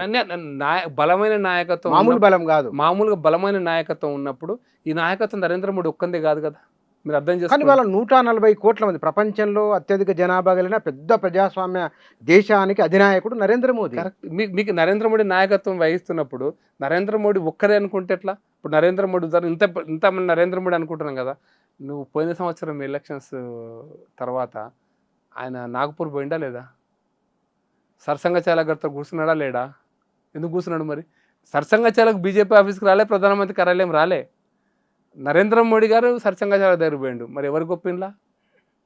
ఎందుకంటే ఈ ఫిలాసఫీలో ఉండేది అంటే ఏమంటే నన్ను రాజు అనుకునేవాడు అంట, నేను అదండోస్మి, నన్ను ఎవరు దండించేవాడు లేడని. అంటే ధర్మదండోస్మి అని ఋషి చెప్పినాడంట. ధర్మం దండిస్తుందిరా బాబు జాగ్రత్త అని. అంటే నరేంద్ర మోడీ గారైనా ఇంకొకరైనా అంటే వ్యవస్థలో నేను ఏమంటాను అంటే చెక్స్ అండ్ బ్యాలెన్స్ అంటాం కదా. అంటే నరేంద్ర మోడీ గారిని ప్రశ్నించే వాళ్ళు ఉంటారు, ఇప్పటికైతే లేరు అనేది చాలా మందికి నా అభిప్రాయం. వారిని కాదని ముందుకు ధైర్యం ఎవరు చేయట్లేదని చాలా మంది. నేను బిచ్చన్న గారు ఇక్కడ నరేంద్ర మోడీ గారు ఇండివిజువల్గా వ్యక్తిగతంగా నిర్ణయాలు తీసుకునే ప్రక్రియ సిస్టమ్ మాది అంటే లేదు ఇప్పుడు కూడా. పేరుకుంది కానీ ప్రతి అంశంలో కూడా పూర్తిగా నరేంద్ర మోడీ గారికి ఒక టీం ఉంది. ఆ టీము మీకు కొంతమంది ఒక టీం బయటకు ఎక్స్పోజిట్ టీం ఉంది, ఒక టీం అన్ఎక్స్పోజిట్ టీం ఉంది. మీరు ఇంకొక చిన్న ప్రశ్న, సూటి ప్రశ్న, ఆర్ఎస్ఎస్ కానీ ఇంకోటి కానీ, మీరు ఆర్ఎస్ఎస్ అన్నారు కాబట్టి చెప్తున్నా. నరేంద్ర మోడీ గారు అధికారంలోకి వచ్చిన 12 సంవత్సరాలలో ఎక్కడైనా ఆర్ఎస్ఎస్ యొక్క ఐడియాలజీకి భిన్నంగా పనిచేసిన ఒక సంఘటన ఉందా? అది లేదు. పక్కన పెడితే ఆర్ఎస్ఎస్ ఏ అంశాలనైతే 1950 నుంచి లేవనెత్తుతుందో అంశాలన్నీ ఒక్కొక్కటికి అమలు అవుతున్నాయా లేదా? మరి అమలు అవుతున్నాయి అంటే మరి మోడీ గారు వ్యక్తిగత ఎజెండా అమలు చేస్తున్నాడా, ఆర్ఎస్ఎస్ యొక్క అభిప్రాయాలను అమలు చేస్తున్నాడా? మనం అక్కడ ఆయన నరేంద్ర మోదీ ఎజెండా విషయంలో మనం 370 తీసుకున్నా, లేకపోతే కానీ మిగతా విషయాలు తీసుకుంటే కనుక వాస్తవానికి ఇంకా భారత రాజ్యాంగ నిర్మాణ సభలో ఉన్న చర్చనీయాంశాలే ఇవాళ వాస్తవానికి ఇవాళ ఇంప్లిమెంటేషన్కి వస్తూ ఉన్నాయి. అది వన్ నేషన్ వన్ ఎలక్షన్ కానీ లేకపోతే కనుక కామన్ సివిల్ కోడ్ కానీ ఆనాడు చర్చలు ఉన్నాయి. అవి ఏం ఇవాళ కొత్తగా తెచ్చినాయి వ్యక్తి కేంద్రంగా నడుస్తున్నది అనేది నేను వ్యక్తి కేంద్రంగా అందుకో చెప్తాను మీకు. వ్యక్తి కేంద్రంగా నడుస్తలేదు, ఒక టీం ఉంది, మనకు అజ్ఞాతమైన టీం ఉంది కనబడతా. మీకు ఇంకొక అందుకో చెప్తాను, ఒక మంచి ఇంట్రెస్టింగ్ పాయింట్ చెప్తా. 1967 జనసంఘ్ పార్టీ ఎన్నికల మేనిఫెస్టో ఇస్తారు కదా, ప్రతి ఒక్కరు మేనిఫెస్టో ఇస్తారు. జనసంఘ్ పార్టీ రాసుకుంది అప్పుడు 67 మనం పుట్టక ముందు రోజులలో మేము అధికారంలోకి వస్తే ఈ దేశంలో ఒకే పన్ను విధానం తీసుకొస్తామని రాసినాం. ఎప్పుడు 67లో we are if we come into power will bring one tax in this country అని రాశారు 67లో. ఎప్పుడు అమలు చేశారు? ఇది జనసంఘ్ పార్టీ సిద్ధాంతమా లేకపోతే నరేంద్ర మోడీ ఆలోచన? నేను ఎందుకు చెప్తుంటే నరేంద్ర మోడీ గారు తీసుకుంటున్న నిర్ణయాలన్నీ కూడా ప్రభావితం చేసేటువంటి వ్యవస్థ ఒకటి ఉంది అంటున్నా. ప్రభావితం చేసే వ్యవస్థ ఒకటి ఉంది, ఆ వ్యవస్థ ప్రభావితం చేస్తుంది. కాబట్టి నరేంద్ర మోడీ గారి నిర్ణయాలన్నీ కూడా ఆయన సొంతం కాదు, ఆయన ఎజెండా కాదు. ఆయన ఎజెండా అన్నప్పుడు మీరు వ్యక్తి పూజ, వ్యవస్థ ఎజెండా ఆయన అమలు చేస్తున్నప్పుడు వ్యక్తి పూజ కాదు, ఆయన వ్యక్తి ఎజెండా. అంటే ఎక్కడైనా మీరు మీ ఆర్గ్యుమెంట్ జస్టిఫై చేస్తున్నారు. నేను జస్టిఫికేషన్ కాదు, మళ్ళీ కూడా ఉదాహరణల ద్వారా మీరు దాన్ని నరేంద్ర మోదీ బయటికి కనపడినప్పటికీ దాని వెనక వ్యవస్థ ఉన్నది, ఆయన ఎజెండానే వ్యవస్థ ఎజెండా అని మీరు అంటున్నారు. నాకు అర్థమైంది అది. సార్ మన సరుకొద్దాము. సరు విషయంలో ఈ ఇతర దేశాలకు వెళ్ళి వచ్చిన వారి నెపంతో ఇక్కడున్న వారి ఓటు తొలగిస్తున్నారు అని కొందరు ఆరోపణ చేస్తున్నారు. నేను అందుకోసం ఇక్కడ మీరు ఇంకొక చిన్న ఈ సందర్భంగా ఒక చిన్న పాయింట్ చెప్తా. ఇతర దేశాల నుంచి వచ్చిన వాళ్ళది బెంగాల్, అస్సాము, బీహార్ వరకు పరిమితం. ఇక్కడ హైదరాబాద్కు ఉదాహరణకు హైదరాబాద్లో ఇతర దేశాల వల్ల వచ్చిన వాళ్ళకి ఓటు వస్తుందా రాలేదనే చర్చ పెట్టుకుందాం. నేను ఇంట్రెస్టింగ్ పాయింట్ చెప్తాను. నేను ఉస్మానియా యూనివర్సిటీలో 84లో student leader ABP city secretary ఉన్న రోజులలో నేను ఇప్పుడు రామచంద్ర ఇద్దరం కలిసి ఒక ప్రెస్ కాన్ఫరెన్స్ అటెండ్ చేసినాం. 84, 85. ఇప్పుడు మీ పార్టీ అధ్యక్షుడు ఇప్పుడు అధ్యక్షుడు ఇద్దరం కలిసి కాలేజీ మిత్రులు ఇద్దరు మాకు సీనియర్ కొంచెం ఆర్ట్స్ కాలేజీలో ప్రెస్ కాన్ఫరెన్స్ అడ్రస్ చేసాను. అప్పుడు ఏబీపీ సిటీ సెక్రటరీ నేను అడ్రస్ చేస్తుంటే హైదరాబాద్లో 6400 మంది, హైదరాబాద్లో ఒక 20,000 మంది బంగ్లాదేశీ అక్రమ పౌరులు ఉన్నారు అని మేము స్టేట్మెంట్ ఇచ్చాం. 84లో ఇస్తే రిజల్ట్ చెప్పనా మీకు, దాన్ని ప్రతిక్రియ చెప్పనా? హైదరాబాద్ సిటీ కమిషనరు అంతమంది లేరు, 6400 మంది పైచలకు నెంబర్ ఇచ్చి ఇంతమంది ఉన్నారు, వీళ్ళందరూ పాస్పోర్ట్తో వచ్చినారు కానీ ఇక్కడ మాకు దొరుకుతలేరు అని స్టేట్మెంట్ ఇచ్చాడు. 84లో దొరుకుతలేరు, వాళ్ళు ఎక్కడో దొరుకుతలేరు, పాస్పోర్ట్తో వచ్చినారు, చట్టబద్ధంగానే వచ్చారు కానీ మాకు హైదరాబాద్లో దొరుకుతలేదు. అంటే మీకు పాస్పోర్ట్తో వచ్చిన తర్వాత ఎవరైనా కూడా ఫారిన్ సిటిజన్ వస్తే ఇక్కడ కమిషనర్కి రిపోర్ట్ చేయాలి, ఆ తర్వాత మిగతా నడుస్తుంటుంది, వాళ్ళ దగ్గర రిపోర్ట్ ఉంటుంది ఎక్కడికి వచ్చాడు ఏమైంది. ఇప్పుడు మనం అమెరికా పోయినా, మనం ఇంగ్లాండ్ పోయినా ఇదే ప్రాసెస్ కదా, మనం ఇంకే దేశానికి పోయినా ఇదే ప్రాసెస్.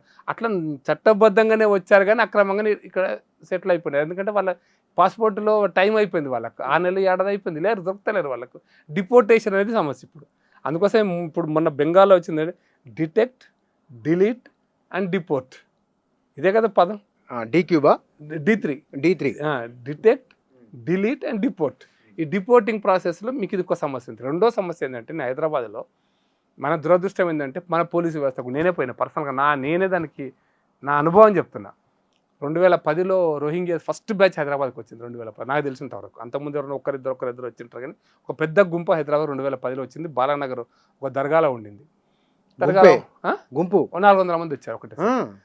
నేను పోయినా, నేను ఇట్లాగే డ్రెస్ వేసుకొని పోయినా, నన్ను పోలీస్ ఆఫీసర్ అనుకున్నారు.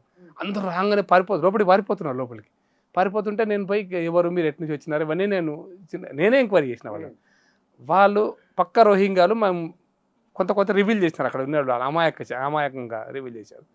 రివీల్ చేసిన తర్వాత నేను పోలీసులు అనుకుని వాళ్ళకి మీకు ఇక్కడ ఎట్లా వచ్చినారంటే వాళ్ళు కోవా అని ఒక ఆర్గనైజేషన్ పేరు కార్డు చూపించి ఇది మాకు చట్టబద్ధంగా ఉండడం కోసం మాకు కార్డు ఇచ్చారు అని చూపించారు. నేను పోలీస్ స్టేషన్లో కంప్లైంట్ చెప్పాను, నేను ఇట్లా ఉంది వాళ్ళు వచ్చినారు అక్రమంగా అంటే. తెలియదు సార్, వాళ్ళకు రిఫ్యూజీ సర్టిఫికేట్స్ కోవా అనే ఒక సంస్థ ఇచ్చింది, పైగా ప్లాజా లేదా ఆఫీస్ ఉంది ఒక ముస్లింది, ఆయన ఇచ్చింది రిఫ్యూజీ సర్టిఫికేట్ ఉంది కాబట్టి మేమేం చేయలేము సార్ పోలీసులు అన్నారు. అంటే నేను పోలీసు వాళ్ళకి ఇంత జ్ఞానం లేదు ఏంటంటే భారతదేశం ఈరోజు వరకు యుఎన్ఓకు సంబంధించినటువంటి ఏ ఒక్క కాందిశీకుల యొక్క ఒప్పందంలో సంతకం చేయలే. ఈరోజు భారతదేశంలో రిఫ్యూజ్ ఉండడానికి వీలు లేదు. ఆ రిఫ్యూజ్ అనే పదాన్ని భారతదేశంలో ఇప్పటిదాకా ఉండడానికి అవకాశమే లేదు. ఇది మన చట్టం, ఇది మన రాజ్యాంగంలో ఇచ్చినట్టు మన చట్టం ఇది. ఈ చట్టం కూడా ఈ పోలీసు అది లేకపోతే నేను ఏం చేయాలి? కోవా ఇచ్చిండని నాకు చూపిస్తే ఇంక నేను కొత్త కొట్టాడ పెట్టుకుంటే పోలీసులతో పంచాయతీ. ఇదే కదా. మరి ఈ విషయాన్ని మీరు ఎందుకు డిస్కస్ చేయలేదు బయట? నేను- నేను 2010 నుంచి ఇప్పటికి 15 ఏళ్ళు అవుతుంది కదా. మస్తు సార్లు చెప్పిన, పోలీసులు కూడా చెప్పిన, అరే కోవా అంటే వాడు దొంగ. నాకు కూడా తెలియదు నిజం చెప్పాలంటే. కోవా ఇచ్చింది ఈ సర్టిఫికేట్ చెల్తుందన్న విషయం నాకు 60 వాళ్ళ దగ్గర పోయినప్పుడు నాకు కూడా తెలియదు. ఓహో, ఓకే. నేను కోవా ఇచ్చిన సర్టిఫికేట్ తీసుకొని నేను మళ్ళీ ఎంక్వైరీ చేసిన, ఈ కోవా సర్టిఫికేట్ ఏంది, దీని కథ ఏంది, దీని బ్యాక్గ్రౌండ్ ఏంది వెరిఫై చేస్తే వాడు ఒక రిఫ్యూజీ సర్టిఫికేట్ కాంతిశీకుల సర్టిఫికేట్ వాళ్ళకి ఇచ్చాడు. దాని పేరు మీద వాళ్ళకి రేయించాను అని అదని ఇదని ఏదో తీసుకొస్తున్నారు, వాళ్ళకి ఏదో ఇస్తున్నారు. ఎవరు ఆర్గనైజేషన్ ఒకటి ఉంటుంది అది. అది బషీర్బాగ్లో ఉండేది వరకు. ఇప్పుడు ఆడేవాళ్ళు వాడిని అదే కేసు పెట్టారు, వాడి మీద నడుస్తుంది ఇప్పుడు కేసు. ముస్లిం డాక్టర్ అనుకుంటా నాకు తెలిసి. నేను దాన్ని ఎంక్వైరీ చేసిన, బషీర్బాగ్ ఏంది, దీని కథ ఏంది, ఓ నాకు ఏడాది బట్టి ఎంక్వైరీ చేసుకోవడానికి. అసలు సర్టిఫికేట్ ఉంది, చట్టం ఏం చెప్తుంది అంటే చట్టం ఇది చెప్తుంది, ఇది చట్టం. మనం ఏం చేయాలి దీనికి? దీని పోలీసు వ్యవస్థ కూడా తెలియకపోతే మనం ఏం చేయాలి? ఎవరితో కొట్లాడతారు దీంట్లో వ్యవస్థలో? ఈ పక్కనే పెట్టేస్తే తెలంగాణ ప్రభుత్వం వచ్చిన తర్వాత అక్కడ వాళ్ళ బాలాపూర్లో ఒక చెరువు ఉంటుంది. ఇప్పుడు హైదరాబాద్ వచ్చి ఇంత గొప్పగా చెప్పుకుంటాం కదా, ఆ చెరువునంతా పుడిచేసి వాళ్ళకి ఇల్లు కట్టించారు. కాంతి రోహింగ్యాలకి ఇల్లు కట్టించినటువంటి రాష్ట్రం ఏంటంటే ఈ రాష్ట్రం అధికారికంగా ఇల్లు కట్టించారు. ఎవరు కట్టించారు? గవర్నమెంట్. రాష్ట్ర ప్రభుత్వం జాగిచ్చి, ఈ రాష్ట్ర ప్రభుత్వం టీఆర్ఎస్ ప్రభుత్వం గవర్నమెంట్ ఇల్లు కట్ట డబుల్ బెడ్రూమ్ ఇల్లు ఇచ్చిందా? డబుల్ బెడ్రూమ్ ఇల్లు గుడిసెలు వేసుకోవడం జాగిచ్చి 3.5 ఎకరాలు. ఇప్పుడు బాలానగర్లో బాలాపూర్లో. మీరు ఏం చేస్తారు దీన్ని ఎవరు పట్టుకోవాలి? దీనిలను రాష్ట్ర ప్రభుత్వం పట్టుకోవాలి. లా అండ్ ఆర్డర్ ప్రాబ్లం ఎక్కడిది? రాష్ట్ర ప్రభుత్వానికి లా అండ్ ఆర్డర్ ఇష్యూ. కాబట్టి ఈ ఇష్యూస్ అన్నీ కూడా అంటే అందుకోసం విదేశస్తుల యొక్క ఇష్యూ అనేది ఒక కాంప్లెక్స్ ఇష్యూ. అదేదో మనం చిన్నగా ఇప్పుడు అమెరికా లాంటి దేశమే ఉత్తరాన సరిహద్దులు ఉంటాయి, గోడలు కట్టుకున్నారు వాళ్ళే. మెక్సికో గోడ కడుతున్న దేశం అంటే ప్రపంచవ్యాప్తంగా ఉన్న సమస్య. ఇప్పుడు మీకు ఇంగ్లాండ్ ఉంది, ఇంగ్లాండ్లో ఎంత పెద్ద సమస్య. England, France. ఇంగ్లాండ్లో EU నుంచి వచ్చినటువంటి యూరోపియన్ నుంచి వచ్చిన వాళ్ళను భరించలేక EUలో నుంచి బయటకు వచ్చింది ఇంగ్లాండ్. బయటికి రావడానికి ఒక ప్రధాన కారణం ఏంటంటే ఇటువంటి వాళ్ళ రిఫ్యూజీస్ ఇంగ్లాండ్ లండన్ టౌన్కి వస్తున్నారు, వీళ్ళు రానివద్దు, వస్తే వీళ్ళని EU అంటే EUలో మనం ఉంటే వీళ్ళు వస్తుంటారు కాబట్టి మాకు EU వద్దు, ఈ కాంతిశీకులు వద్దని ఎగ్జిట్ అయింది వాళ్ళకి. పెద్ద ర్యాలీ కూడా అయింది మధ్య. అదే ప్రధాన ఎగ్జిట్ కావడానికి ప్రధాన కారణం అదే. ఆర్థిక అంశాలు కాదు, ఆర్థికంగా నష్టపోయింది ఇంగ్లాండ్ ఒక రకంగా. ఏదో ట్యాక్స్లు కూడా ఉంది, ఇది ఒకటే కాదు మిగతా విషయాలు కూడా ఉన్నాయి. రిఫ్యూజీస్ ఎక్కువ కారణం, మెయిన్ కారణం అదే. ఈ రిఫ్యూజ్ అంటే మొత్తం యూరోప్లో వచ్చిన రిఫ్యూజీస్ అందరూ భరించాలి. ఎడికల్ బేస్. ఇప్పుడు మీకు అస్సాంలో కూడా జరిగింది అది ఒక చర్చ. అస్సాం ఉద్యమం చేసేటప్పుడు అస్సాం వాళ్ళు ఒక చర్చ పెట్టినారు. ఈ బంగ్లాదేశ్ వచ్చినటువంటి హిందువుల గురించి, 80s లో ఇది హిందువుల గురించి చర్చ వచ్చినప్పుడు హిందువులు ఒక అస్సాంకి సమస్య ఎందుకు అవుతారు? బంగ్లాదేశ్ వచ్చిన హిందువులు వచ్చిండ్రు కరెక్ట్, హిందువులు అస్సాం సమస్య కాదు కదా, హిందువులందరిది భారతదేశం సమస్య కదా. అక్కడ చూసుకోక మా అస్సాం మీద ఎందుకు రుద్దుతున్నాను? అస్సాం గణ పరిషత్తు అప్పుడు అసు స్టూడెంట్ ఉద్యమంలో అది ఒక భాగం. ఎందుకంటే నేను అసు పోయిన అక్కడ పోయి వాళ్ళతో మాట్లాడినా కాబట్టి నేను చెప్తాను, వాళ్ళతో డిస్కస్ చేసిన, మేము సత్యాగ్రహంలో పాల్గొన్నాము, ఇవన్నీ జరిగినాయి కూడా. నేను బంగ్లాదేశ్ పోయి వచ్చిన బుచ్చాను 2 కిలోమీటర్ల లోపలికి పోయి వచ్చిన, ఎవడు పట్టుకోలే నన్ను. బయటకు వచ్చి నేను ఫోటో దిగిన, ఓ అమ్మాయి బంగ్లాదేశ్ ఆర్ ఇండియన్ అని 84లో 83లో. అంటే అక్కడ కూడా అట్టే ఉంది మరి కథ. రైల్వే స్టేషన్లో స్టేషన్ మాస్టర్ ముందు రూము ముందు గేటు భారతదేశంలో ఉంటే వెనక గేటు బంగ్లాదేశ్. ఇది ఎవరు పట్టించుకోలేదు. పంపకాల విషయంలో జరిగినటువంటి భౌగోళికమైన అంశాల పట్ల అప్పుడున్న ప్రభుత్వాలకు కరెక్ట్ అయిన అవగాహన లేకపోవడం కారణంగా వచ్చినటువంటి సమస్య ఇది. ఎక్కడ ఇప్పుడు మీకు ఈవెన్ భారత్ పాకిస్తాన్ బార్డర్ కూడా ఎంత సెన్సిటివ్ ఉంటుందో మీకు 2 విషయాలు చెప్తా. ఇప్పుడు రాన్ ఆఫ్ కచ్ ఉంది కదా, రాన్ ఆఫ్ కచ్ అంతా ఇసుక, కింద సముద్రం ఉంటుంది, ఎక్కడ ఊబి ఉంటుందో తెలియదు. ఒంటెలను వాళ్ళు ట్రైన్ చేసేసి అందులో మాదక ద్రవ్యాలు పంపిస్తారు, నల్లధనం పంపిస్తారు, దొంగ నోట్లు పంపిస్తారు, తుపాకులు పంపిస్తారు. ఎవడు పట్టుకోవాలి ఆడ? సెక్యూరిటీ ఉంటుంది, మన సైనికులు ఎడబోయి పట్టుకుంటారు. ఒంటెలకు ట్రైనింగ్ ఇస్తారు, మనుషులు కూడా ఉంటారు దాని మీద. దొరికితే ఒంటెలు దొరుకుతాయి, లేకపోతే పోయాయి. మీకు ఇంకా రాజస్థాన్లో ఇసుక మీద మనం ఫెన్సింగ్, వాజ్పేయి గారి ప్రభుత్వం వచ్చినాక ఫెన్సింగ్ వేసాం. ఇసుక తుఫాన్ వస్తే ఫెన్సింగ్ మూసుకపోతుంది, నడుచుకుంటూ రావచ్చు, నడుచుకుంటూ పోవచ్చు. ఇసుక తుఫాన్ ఇటు నుంచి కిందకి వచ్చినాం ఇంకో ఫెన్సింగ్ కింద మొత్తం ఖాళీ అవుతుంది, నడుచుకుంటూ రావచ్చు, నడుచుకుంటూ పోవచ్చు. ఎందుకు చెప్తున్నంటే సరిహద్దుల యొక్క అంశం విషయంలో అప్పుడున్న ప్రభుత్వాలకి స్పష్టత లేకపోవడం కారణంగా ఈ సమస్య ఉత్పన్నమైంది. ఎక్కడ మనం బార్డర్ తీసుకోవాలి, ఎక్కడ తీసుకోవద్దు, ఎక్కడి నుంచి మనం ఫెన్సింగ్ వేసుకోవచ్చు, ఎక్కడి నుంచి వేసుకోలేము. 10 ఉపయోగించాను కదా నేను. భారత్ బంగ్లాదేశ్ వేసుకోలేమంటే ఇప్పుడు ఫెన్సింగ్ నేను చెప్పిన రాజస్థాన్లో ఫెన్సింగ్ వేసుకుంటే ఏమవుతుంది? అదే ప్రకృతి పరంగా సమస్య వస్తుందని దానికి ఎవరు అప్పటికీ మన సైనికులు కాపలా కాస్తుంటారు, చాలా కష్టపడి కాపలా కాస్తుంటారు. మన BSF లేని కాదా, చాలా అద్భుతంగా ఉంటారు వాళ్ళు. ఇప్పుడు ఇసుకలో వాళ్ళు పాపం కూర్చొని వాళ్ళు రాత్రంతా కావాలి కాస్తుంటారు కదా, శాండ్ స్నేక్స్ వస్తాయి, కలిసి చచ్చిపోతారు వాళ్ళు అక్కడికక్కడ. ఈవెన్ కూడా BSF వాళ్ళు అంత ఇబ్బందికరమైన పరిస్థితుల్లో ఫేస్ చేస్తున్నారు. నేను ఎందుకు చెప్తున్నా అంటే మనం దేశం యొక్క సెక్యూరిటీ అనేది సరిహద్దులు చాలా సెన్సిటివ్. ఈ 10 ఏళ్ల కాలంలో మరి తగ్గిన అట్లాంటివన్నీ ఇప్పుడు వస్తలేరు, కానీ వచ్చిన వాళ్ళు ఏం చేయాలి? Right, okay. ఇక్కడ ఇక్కడ వచ్చిన వాళ్ళని ఏం చేయాలనే ప్రశ్న. ఇది ఒక అంశం ఇవాళ సర్వ్ జరుగుతుంది కాబట్టి మీరు చెప్పిన విషయాలన్నీ ఎవరైతే ఈ దేశంలోకి అక్రమంగా వచ్చి ఉన్నారో కనీసం 20 ఏళ్ల కాలంలో సర్టిఫికెట్లు చూపించగలిగితే ఉంటారు, లేకుంటే పోతారు. సూటిగా చెప్పాలంటే 20 అంతకు ముందు వచ్చి ఉండాలి, 20 వాళ్ళు కూడా పోతారు. అదే అంతకు ముందు వచ్చి ఉంటేనే 20 ఏళ్ళు అంతే చూపించగలరు. అంతే అంతే అంతే. లేకుంటే చూపించలేరు. 87 కట్ ఆఫ్ అనుకోండి అదే సుమారు. అంటే దీని మాటున ఇక్కడ ఉన్న వారు కూడా ఒక సామాజిక వర్గ వారి ఓట్లు ఎగిరిపోతాయనే ఒక ఆరోపణ. నేను ఎందుకోసేపు ఇక్కడ ఏ ఒక్క సామాజిక వర్గం ఓట్లు కూడా పోవు. మీకు చాలా క్లారిటీ చెప్తున్నా. అయితే మీరు 2 పిల్లల 4 పిల్లల 10 మంది పిల్లల 2 భార్యల 4 భార్య చర్చ వేరే. కానీ మీకు చట్టబద్ధంగా మీ పిల్లలు కానీ ఇక్కడ పుడితే 2002 తర్వాత బుచ్చన్న గారు బర్త్ సర్టిఫికేట్ మ్యాండేటరీ కదా హైదరాబాద్ లాంటి సిటీలో. రాష్ట్రం అంతటా ఉంది, అంతటా ఉంది కదా. మీకు 2002 తర్వాత పుట్టిన వాళ్ళందరికీ బర్త్ సర్టిఫికేట్లు ఉన్నాయి కదా. ఉన్నాయి కదా. అంటే 2000 ఉండి తీరుతాయి కదా. అంతకు ముందు కూడా కొంతమంది బర్త్ సర్టిఫికేట్ ఉన్నాయి కదా. హాస్పిటల్లో పుట్టిన వాళ్ళందరికీ హాస్పిటల్ సర్టిఫికేట్స్ కూడా ఉన్నాయి కదా. ఇవన్నీ స్కూల్లో ఉంటాయి కదా, ఉంటాయి కదా. ఇవన్నీ చూసుకోవచ్చు, ఇవన్నీ ఎవిడెన్స్లు ఇవ్వచ్చు.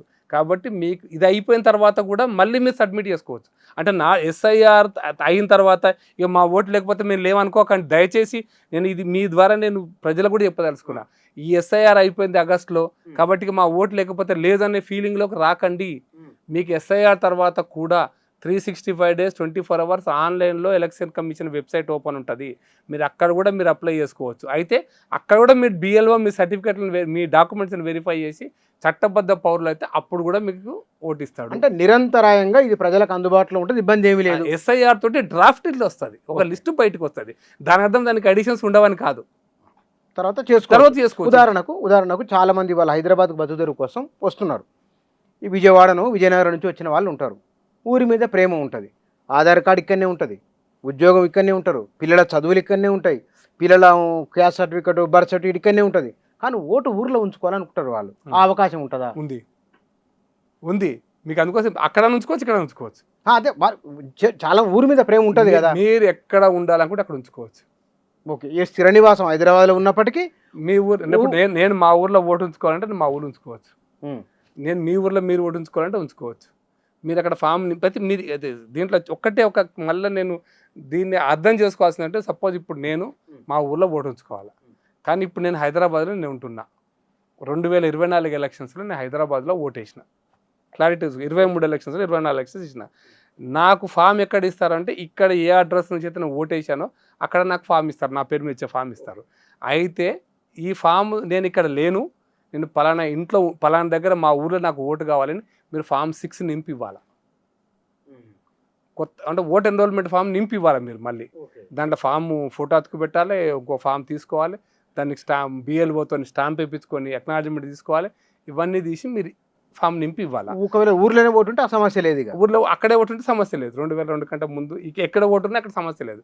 నేను కొత్తగా మొన్న 23 ఎలక్షన్స్లో 24 ఎలక్షన్స్లో నేను హైదరాబాద్లో ఓటు వేసిన.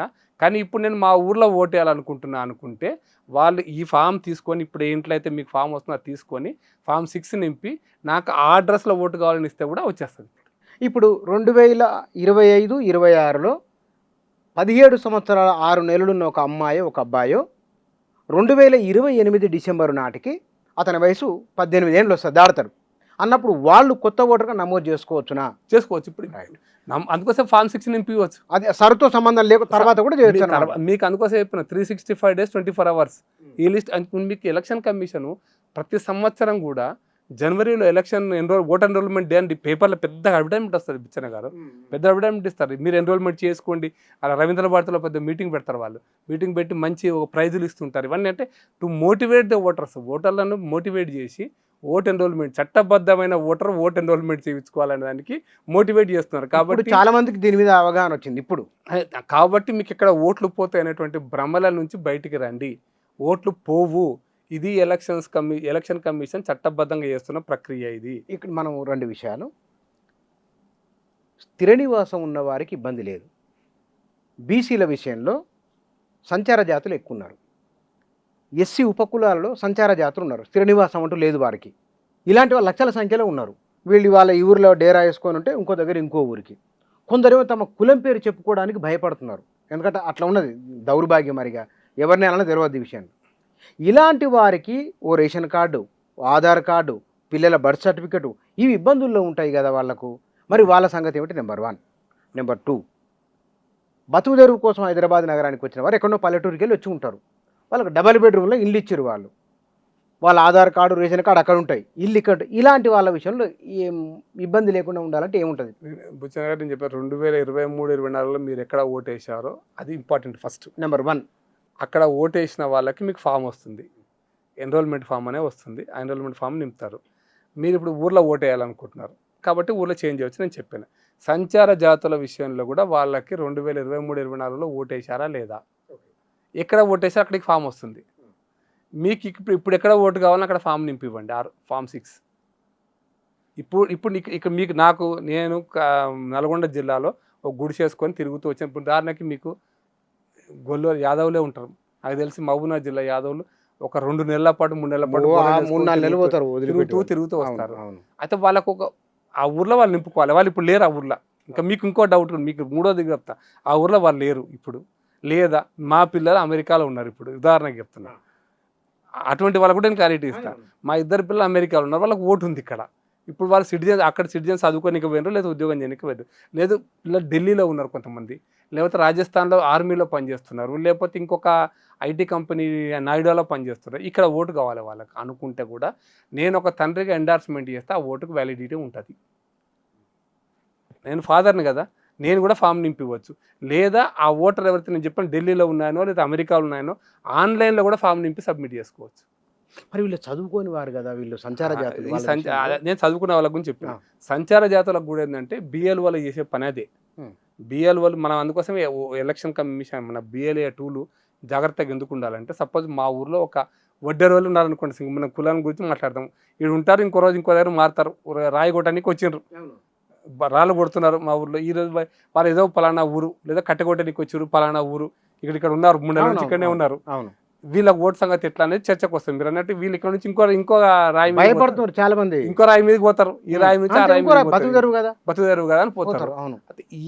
ఇటువంటి వాళ్ళకి అందుకోసం చెప్పాను, ముందు వాళ్ళకి 2002లో ఓటు ఉందా లేదా.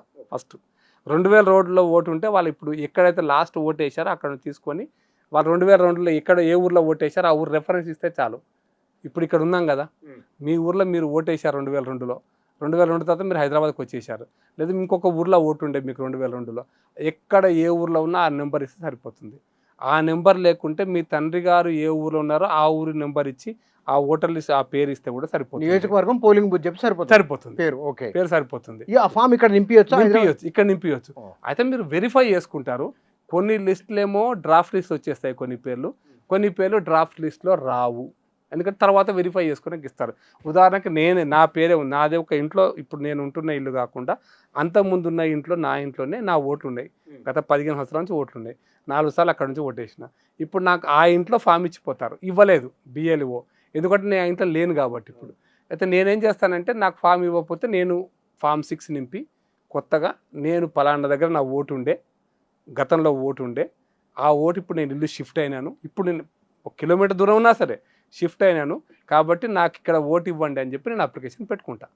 దాంట్లో ఫోటో పెట్టుకుంటా, నా ఎవిడెన్స్ కూడా ఇస్తాను. పలానా దగ్గర 2002లో పలానా మలక్పేటలో పలానా హౌస్ నెంబర్లో నా ఓటు ఉండే, వాళ్ళు వెరిఫై చేసుకుంటారు కూడా. వాళ్ళు ఆ నెంబర్ చెప్తే చాలు వెరిఫై చేసుకుంటారు. కాబట్టి సంచార జాతుల విషయంలో కానీ లేకపోతే చదువురానటువంటి వాళ్ళ విషయంలో కానీ BLA టూలను అపాయింట్ చేసి అందుకోసమని ఎలక్షన్ కమిషన్కు సహకరించడం కోసం రాజకీయ పార్టీలు పనిచేయాలి.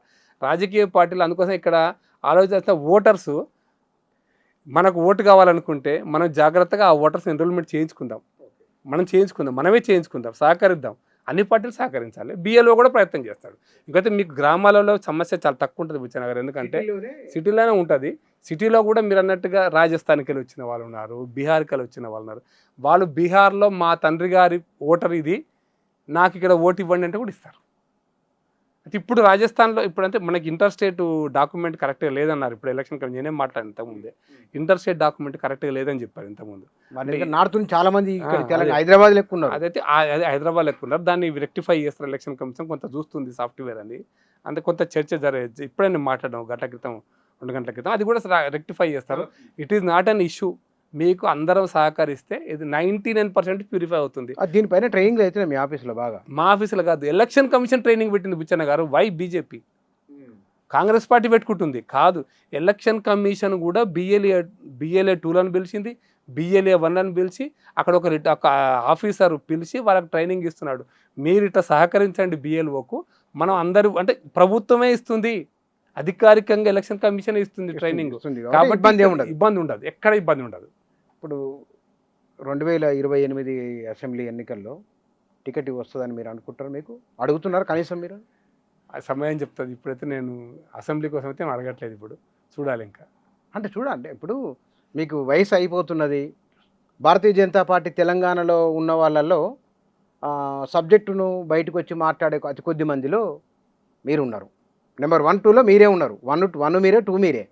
మరి మీకు MLA ticket, MP ticket offer చేయాలి కదా. మీరు పార్టీ సిద్ధం, వాయిస్ను బలంగా తీసుకపోతే రెండు ఉంటాయి బుచ్చన్న గారు. ఒకటి ఏంటంటే అసెంబ్లీ అనేసరికి నేను రాష్ట్రంలో నేను టీవీలో చూస్తా కాబట్టి నా పేరు అందరికి పరిచయం, కానీ నా కాన్స్టిట్యున్సీ సంగతి ఏంది? నేను మీకు ఇష్టమైన కాన్స్టిట్యున్సీ అయితే ఇబ్బంది ఎట్లయితుంది? అందుకోసమే కాన్స్టిట్యున్సీ ఇజామ ఇవ్వకపోవడం అనేది రాష్ట్ర పార్టీ 119 ప్రకాష్ రెడ్డికి ఇవ్వడానికి తక్కువైంది. ఒకటి తక్కువేం కాదు, అవకాశం ప్రయత్నం చేద్దాం, చూద్దాం. అరే 2000 ఇప్పుడు నెక్స్ట్ అసెంబ్లీ ఎన్నికల్లో తెలంగాణలో బీజేపీ అధికారంలోకి వస్తుందని చెప్తున్నారు. మీ వాళ్ళు చాలా నమ్మకంతో ఉన్నారు, పైగా సరైన వరకల్లా అని అంటున్నారు. మరి ఈ సందర్భంలో మీకు టికెట్ రాకుంటే ముందు ఒకటి క్లారిస్తా, సర్తో ఎన్నికలకు గెలుస్తారు ఓడిపోతారు అనుకునే భ్రమలో వచ్చి మనం బయటికి రావాలి. అనుమానాలు అపోహలు అవసరం లేదు. సర్తో మనం గెలిచేది కాదు, సర్తో మనం ఓడిపోయేది కాదు. సర్తోటే మనం రాజకీయాలు జరగవు. ఎలక్షన్ కమిషన్ సంబంధించిన అంశం, రాజకీయ పార్టీకి సంబంధించిన అంశం కాదు. మనం ఎంత ప్రభావశీలంగా ప్రతిపక్ష పార్టీ పాత్ర పోషిస్తాం, అధికార పక్షం నిలదీయగలుగుతాం, ప్రతిపక్షంలో 2వ స్థానాలకు ఎంత గట్టిగా పోగలుగుతాం అన్నప్పుడే ప్రజలు మన వైపు చూస్తారు. 3వ స్థానంలో ఉన్న వాళ్ళని ప్రజలు చూస్తలేదు, అర్థం చేసుకోవాలి మనం. కానీ నేను ప్రశ్న కలిపి వేసిన, నేను మీకు అక్కడికి సర్ వచ్చింది తెలంగాణలో గెలుస్తా అన్నప్పుడు మీరు వెంటనే సర్ మీద చాలా స్పష్టమైన సమాధానం ఇస్తున్నారు నాకు. కానీ మీకు ఎమ్మెల్యే టికెట్ ఇస్తారా లేదనే విషయంలో స్పష్టత లేదు. నేను ఇప్పటికిప్పుడు మీరు సూటికి అడిగారు కాబట్టి సూటికి చెప్తున్నా, ఈ సెప్టెంబర్ 1వ తారీఖు నుంచి 2 పట్టభద్రుల నియోజకవర్గాలు, నల్గొండ, హైదరాబాద్ పట్టభద్రుల నియోజకవర్గాలు ఎన్నికలు జరగబోతున్నాయి. మార్చి 9వ తారీఖు సుమారుగా ఆ ప్రాంతంలో. నేను టికెట్ ఇవ్వమని పార్టీని అడుగుతున్నా. ఓకే, కాబట్టి అవకాశం ఇస్తే నేను చదువుకున్న వాళ్ళలో, రాజకీయ కొంచెం పాపులారిటీ చైతన్యం ఉన్న వాళ్ళలో నాకు ఎక్కువ మంది ఓటేస్తారన్న విశ్వాసం నాకుంది. సో ఈ ఎమ్మెల్సీ ఎలక్షన్స్ గెలవడం వల్ల నేను ఇంకా ఎక్కువ పని చేయగలుగుతా, పెద్దల సభకు పోవడం వల్ల ఎక్కువ పని చేయగలుగుతా. ఎందుకంటే నియోజకవర్గంలో అసెంబ్లీ అనగానే మీరు చాలా ఆశ్చర్యం అల్ఫనోజ్ అని ఒక ఎమ్మెల్యే ఉండే, ఇక్కడ IAS ఆఫీసర్ రిజైన్ చేసి కేరళలో, మంచి మేధావి, IAS రిజైన్ చేసి ఆయన ఎమ్మెల్యేగా పోటీ చేశాడు, ఇండిపెండెంట్గా గెలిచిన తర్వాత సరే బీజేపీ పార్టీ అక్కడ కేరళలో వచ్చినాడు, అది వేరే. అయితే ఆయన ఒక మాట, అంత ఇంటరాక్షన్లో ఒక మాట చెప్పినాడు, పెళ్ళిళ్ళకు పోవాలి, సాగులకు పోవాలి అంటే ఎమ్మెల్యే పని ఇదేనా? అంటే ఎమ్మెల్యే ఏం చేయాలని ఇప్పుడు ప్రజలు ఆశిస్తున్నారు, కానీ ఎమ్మెల్యే పని ఏంది? ఇదే ఎమ్మెల్యే పని ఇదా? ప్రతి పెళ్లికి పోవాలి, ప్రతి సాగుకు పోవాలి, ప్రతి ఇంట్లో 21 దినం పోవాలి, ప్రతి ఇంట్లో బర్త్డేలకు పోవాలి, ఇంట్లో వాడేది ఇంకేదో గృహప్రవేశం చేస్తే పోవాలి. ఈ ఎమ్మెల్యేకి ఇదంతా చేయడం మొదలు పెడితే 365 రోజులు 24 గంటలకి ఎమ్మెల్యేకి ఇదే. కేరళలో కూడా ఇదే ఉందా? కేరళలో ఉంది కాబట్టి చెప్పి నాకు అది విషయమైన దగ్గరనే ఉంది దాని అని. ఆల్ఫనోస్ మీరు పేరు నేను రెఫర్ చేస్తున్నా పేరుతో సహా. నెక్స్ట్ టైం గెలవాడు కదా, మీకు ఇంతెందుకు బెస్ట్ ఎగ్జాంపుల్ మన జయప్రకాష్ నారాయణ కూకట్పల్లి గెలిచాడు కదా, తర్వాత ఏంది పరిస్థితి? రూల్ మాట్లాడినాం అనుకుంటే ప్రజలు ఎమ్మెల్యే అసెంబ్లీ అనగానే ప్రజలు భిన్నమైన కోణాలు ఆలోచిస్తారు. అది రాజకీయ పార్టీ అలవాటు చేసినాయి, టు బి ఫ్రాంక్. అదే వాళ్ళ స్టేటస్ కూడా ఎమ్మెల్యే వచ్చిండు లేకపోతే మా దగ్గర మాట్లాడే. ఇంకా దురదృష్టం ఏంటంటే రాజకీయ పార్టీలు అన్నీ కూడా, ఈ పార్టీ ఆ పార్టీ, నేను పార్టీల గురించి ప్రధానం కాదు కానీ ఎమ్మెల్యేను ఒక కార్పొరేటర్, ఒక మున్సిపల్ వార్డు తయారు చేసినారు, లేదా ఒక సర్పంచ్, ఒక ఎంపీటీసీ లాగా. ఎందుకు చెప్తున్నా అంటే మా ఏరియాలో మురికినాల బాగాలేదండి, మా ఏరియాలో డ్రైనేజ్ సిస్టమ్ బాగాలేదండి, ఇది ఎమ్మెల్యేకి చెప్పాలనా కార్పొరేటర్కి చెప్పాలనా? వాటర్ మా ఇంటి దగ్గర నీళ్ళు వస్తలేవండి, ఎవరికి చెప్పాలి? మామూలుగా ప్రజలు ఎవరికి చెప్పాలి? లోకల్ ఎవరుంటే వాళ్ళకి చెప్తారు, కార్పొరేటర్కి చెప్పాలి. మీకు ఉదాహరణకు కోతులు వస్తున్నాయండి, ఎవరికి చెప్పాలా? లోకల్. కానీ డైరెక్ట్ కిషన్ రెడ్డి గారికి ఫోన్ చేసి మా ఏరియాలో కోతులు వస్తున్నాయండి, పాపం కిషన్ రెడ్డి గారు చాలా కష్టపడి పనిచేస్తాడు, పట్టించుకుంటామ్మా, నేను చూస్తామ్మా, ఇవన్నీ ఉంటాయి ప్రశ్నలు. కానీ ఆయన శాసనసభలో ఈ బిల్లు విషయంలో ఏం మాట్లాడాలని ఆలోచించాలన్నా, ఈ బిల్లు విషయంలో ఏం చర్చించాలని ఆలోచించాలన్నా, కోతుల గురించి ఆలోచించాలన్నా? ఇది శాసనసభ నడిచే తీరును మనం చట్టసభలు, మీకు చిన్న ఎగ్జాంపుల్ చెప్తా. పంచాయతీరాజ్ చట్టం 268 చట్టం వచ్చింది. తెలంగాణ పంచాయతీ చట్టం. ఈ చట్టం 260 రూపాయలు చదవడానికి, చదివి దాన్ని అర్థం చేసుకోవడానికి, అర్థం చేసుకుని దాంట్లో సవరణలు ఇవ్వడానికి, దాంట్లో మార్పులు కోరడానికి, లేదా ఇంకా మరింత సవరణలు మరింత మెరుగైన పరిస్థితి రావడానికి ఒక శాసనసభ్యుడిగా చేయాల్సిన పనిని కోతలకు, డ్రైనేజీలకు, నల్లాలకు, నీళ్లకు, కరెంటుకు దీనికి పరిమితం చేస్తే ఈ వ్యవస్థ మారింది. అందుకోసమని ఎమ్మెల్యేలు ఏ స్థాయిలో పనిచేస్తున్నట్టు ఇటువంటి లేకపోతే ఎమ్మెల్యేలు గెలిచే అవకాశం లేకుండా పోతుంది. ఇది కదా బాధాకరమైన విషయం. దీని నుంచి సమాజం కూడా ఆలోచించాలని నేను చెప్పదలుచుకున్నాను. అయితే ఇది ఎప్పుడు సాధ్యమైతే రెండో కూడా ఉంది. మీకు ఒక ఫైనల్ ఒకటే మాట చెప్తాను బిచ్చన్న గారు. రెండోది ఏంటంటే ప్రభుత్వ వ్యవస్థలు ఉన్న వాళ్ళు కూడా క్రమం తప్పకుండా corporation elections, assembly election, municipal elections, గ్రామాలలో గ్రామ పంచాయతీ ఎలక్షన్స్, జిల్లా మండల పంచాయతీ ఎలక్షన్స్ క్రమం తప్పకుండా చట్టం అదే 23వ రాజు 24వ రాజు 73, 74 రాజ్యాంగ పెట్టగలిగితే కొంతవరకన్నా ఈ ఒత్తిడి ఎమ్మెల్యేల మీద తగ్గి ప్రాక్టికల్ నుంచి మీకు అర్థమైంది కాబట్టి అది వద్దు, నాకు పెద్దల సభ అయితే మాట్లాడచ్చు. రైట్ సార్, థ్యాంక్ యూ అండి. సరుకు సంబంధించి దేశవ్యాప్తంగా జరుగుతున్న చర్చ ఒకటైతే కనుక, రెండోది మన దగ్గర అనుమానాలు అపోహలకు తావులేదు, ఎవరి ఓట్లు తొలగించబడవు, బిఎల్ఓలు అడిగిన తగిన సమాచారాన్ని ఇవ్వాలి, రెండోది ఈ ప్రక్రియ నిరంతరం కొనసాగుతూ ఉంటుంది. ఇవి వారు చెప్పిన సమాధానాలు ప్రశ్నలకు. చాలామంది ఎందుకు ఈ విషయంలో అంటే నేను అర్థం చేసుకున్నది, ఎంత పెద్దవారు వచ్చినా అది డబ్బులో కానీ రకరకాల హోదాల్లో కానీ ఓటు కలిగి ఉన్న వారికి నమస్కారం పెడతారు, కనీసం 5 ఏళ్ళకోసారైనా సరే. ఎంత పేదవాళ్ళైనా సరే నమస్కారం మీరు ఓటు వేయండి అంటారు. అంటే ఓటు ఇచ్చిన శక్తి అది. ఆ ఓటు పోతుందేమైనా భయం ఉన్నది కాబట్టి ఆ భయాలు అనుమానాలు అవసరం లేదు. ఎవరి ఓటుకు తొలగించబడదు. నిరంతరాయంగా వచ్చే అసెంబ్లీ ఎన్నికల వరకు చాలా వ్యవధి ఉన్నది. అట్లా నిర్లక్ష్యం కూడా సరైనది కాదు. దీనిపైన ఉన్న చాలా అనుమానాలకు అపోహలు దాదాపు వారు తొలగించినట్ల నాకు అనిపించింది. బిఎల్ఓలు ఇస్తే కనుక వారికి సహకరించి తగిన సమాచారం, వారు అడిగిన సమాచారం ఇస్తే బహుశా ఏ సమస్య ఉండకపోవచ్చు. Thank you.